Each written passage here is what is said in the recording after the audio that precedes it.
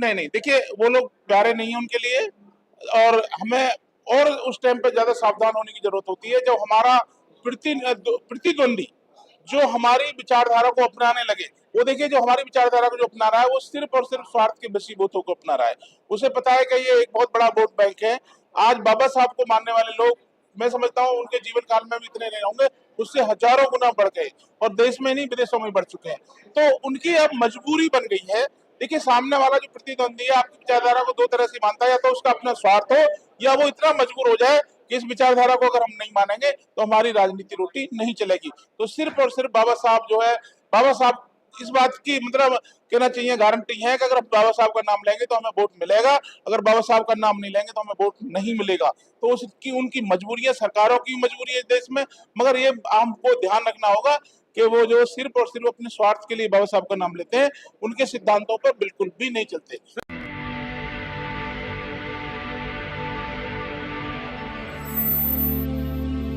जय भीम। मैं मेवालाल और आप देख रहे हैं बहुजन समय। साथियों, आज मैं सागरपुर में आया था। डॉक्टर BR अम्बेडकर अखिल भारतीय अनुसूचित जात जनजात विकास संगठन है, तो एक कार्यक्रम हो रहा था। तो आज 14 अप्रैल को बाबा साहब पैदा होते हैं, लेकिन आज 27 अप्रैल है, तो आज के दिन जन्मदिन मनाया जा रहा है। मैं इनसे पूछूंगा, एडवोकेट है ये, तो आखिर बाबा साहब तो 14 अप्रैल को पैदा हुए थे, लेकिन आज 27 अप्रैल है। सर, आज 27 को क्यों आप लोग हम जयंती मना रहे हैं? देखिए मेवालाल जी, ये जो महापुरुषों का जो जन्म है, विशेषकर बाबा साहब का जन्मदिन जो है अप्रैल के लेकर 15 मई तक, जब तक बुद्ध जयंती नहीं आ जाती तब तक ये मनाया जाता है, क्योंकि वो महापुरुष रहे हैं और इसलिए ये जयंती मनाई जाती है। तो 14 अप्रैल के बाद में पूरे अप्रैल के महीने में जगह जगह प्रोग्राम होते हैं और ये पूरे महीने मनाया जाता है। सर जी, बाबा साहब आपके बिरादरी के तो थे नहीं, तो आप बाबा साहब की जयंती आप क्यों मनाते हैं?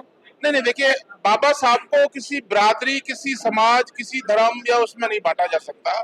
जो महापुरुष होता है वो ना किसी धर्म का होता है ना किसी जाति का होता है।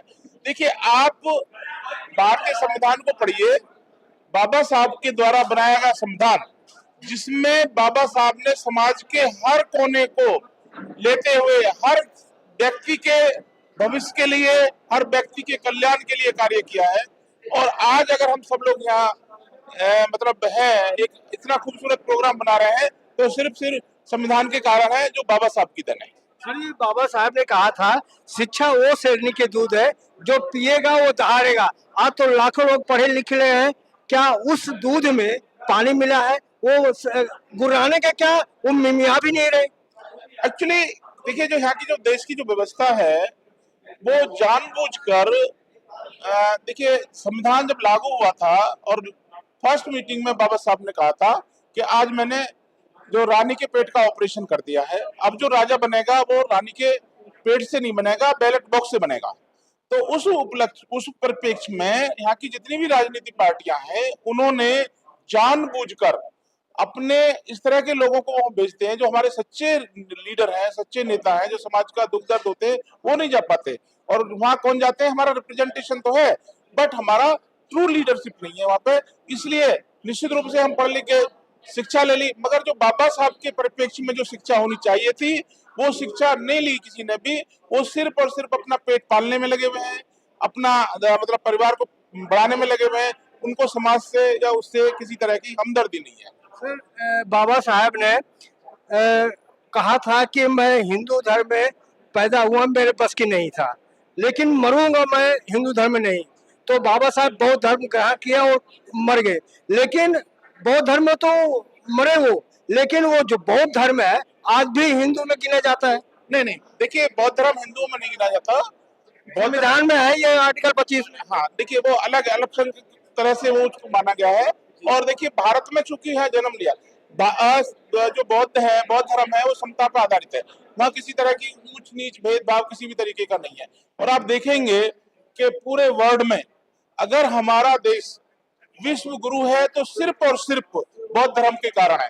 देखिए पीछे भुवनेश्वर में एक प्रोग्राम हुआ था जहां हमारे माननीय प्रधानमंत्री जी ने कहा था कि मैं सिर्फ और सिर्फ बुद्ध के विचारों से ही शांति को, विश्व में शांति लाई जा सकती है, विचारों के द्वारा ही शांति के द्वारा ही विश्व में शांति लाई जा सकती है, युद्ध नहीं। हमें बुद्ध चाहिए, उन्होंने कहा था। और एक और प्रोग्राम में आपको पता हो कि जो है नीता मानी जाती हैं विदेश में, और वो कहती हैं I came from the land of the lord Buddha. तो इसमें इट मीन्स कि हम जो सिर्फ और सिर्फ बुद्ध के कारण ही विश्व गुरु हैं, और बुद्ध के कारण ही हम जानते हैं। सर, जिस तरह से आज बाबा साहेब को जो 100 यात्रा निकाले थे, आज भी उनका जन्मदिन मना रहे हैं, तो आप क्या समझ रहे हैं कि आज बाबा साहब को सब प्यारे हो गए, सब जय जय भीम कर रहे हैं? नहीं नहीं, देखिए वो लोग प्यारे नहीं है उनके लिए, और हमें और उस टाइम पे ज्यादा सावधान होने की जरूरत होती है जब हमारा प्रतिद्वंदी जो हमारी विचारधारा को अपनाने लगे। वो देखिए जो हमारी विचारधारा को जो अपना रहा है वो सिर्फ और सिर्फ स्वार्थ के बसीबूतों को अपना रहा है। उसे पता है कि ये एक बहुत बड़ा वोट बैंक है। आज बाबा साहब को मानने वाले लोग, मैं समझता हूँ उनके जीवन काल में भी इतने नहीं होंगे, उससे हजारों गुना बढ़ गए, और देश में नहीं विदेशों में बढ़ चुके हैं। तो उनकी अब मजबूरी बन गई है। देखिए सामने वाला जो प्रतिद्वंदी है आपकी विचारधारा को दो तरह से मानता है, या तो उसका अपना स्वार्थ हो, या वो इतना मजबूर हो जाए कि इस विचारधारा को अगर हम नहीं मानेंगे तो हमारी राजनीति रोटी नहीं चलेगी। तो सिर्फ और सिर्फ बाबा साहब जो है, बाबा साहब इस बात की मतलब कहना चाहिए गारंटी है कि अगर आप बाबा साहब का नाम लेंगे तो हमें वोट मिलेगा, अगर बाबा साहब का नाम नहीं लेंगे तो हमें वोट नहीं मिलेगा। तो उसकी उनकी मजबूरी है, सरकारों की मजबूरी है देश में।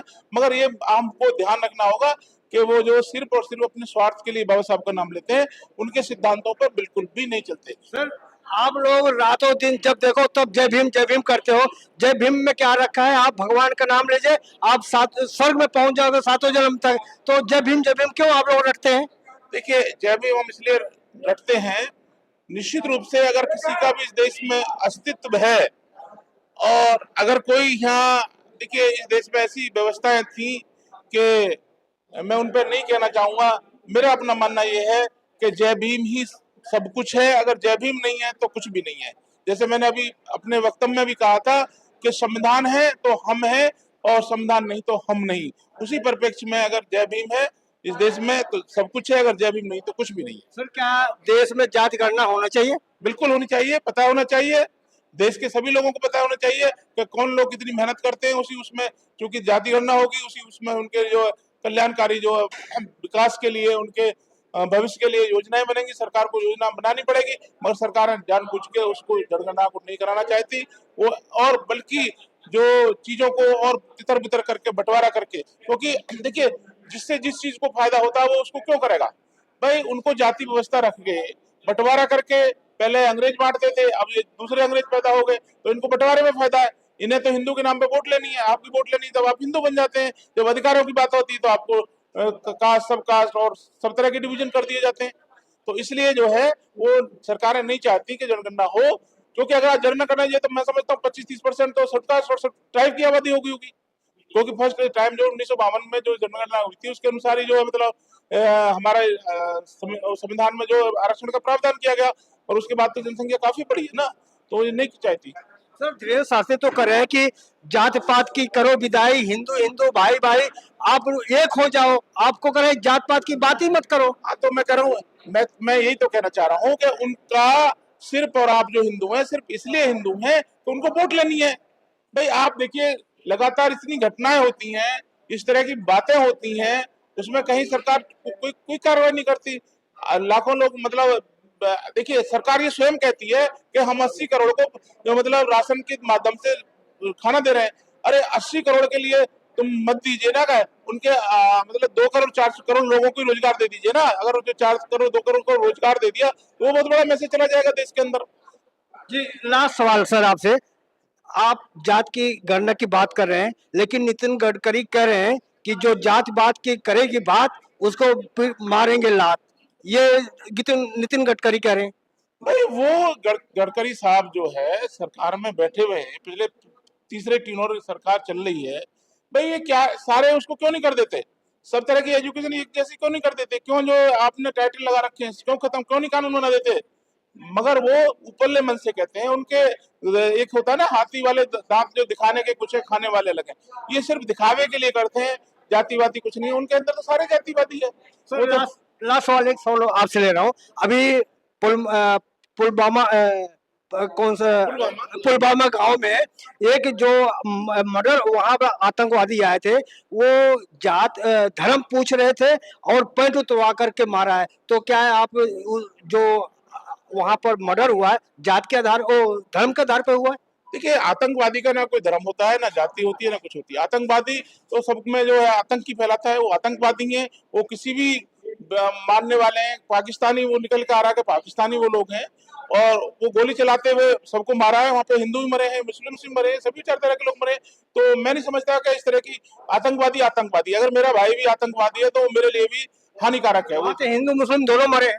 दोनों मरे हैं, तो तभी तो मैं कह रहा हूँ कि उसने कोई ऐसा, मुझे नहीं लगता कि वो सिर्फ इसलिए जो मतलब वो सारी चीजें। लास्ट अपना परिचय बता दी। मैं देखिए Dushyant Chaudhary advocate, Delhi high court supreme court में प्रैक्टिस करता हूँ, और एक हमारा संगठन है, हम उसको बड़े ही समाज में कार्य कर रहे हैं, समाज को नई दिशा दे रहे हैं, और हम एक दूसरे को जुड़ने के बाद में हम जो है मतलब सबको समाज में एक अच्छा भाईचारा पैदा हो, सब लोग सुरक्षित रहे, खुशहाल रहे, उसी दिशा में हमारे काम है। सर आपसे मिलकर बहुत अच्छा लगा, आपको बहुत बहुत धन्यवाद। तो देख सकते हैं कि एडवोकेट से कि इनकी विचार और हमारा प्रयास कैसा लगा। आप कमेंट में बताएं कि आखिर हम लोग क्या चाहते हैं, बाबा साहब क्या चाहते थे, कमेंट बॉक्स में जरूर लिखें। मैं मेवालाल, बहुजन समाज, दिल्ली। जय भीम, जय भारत।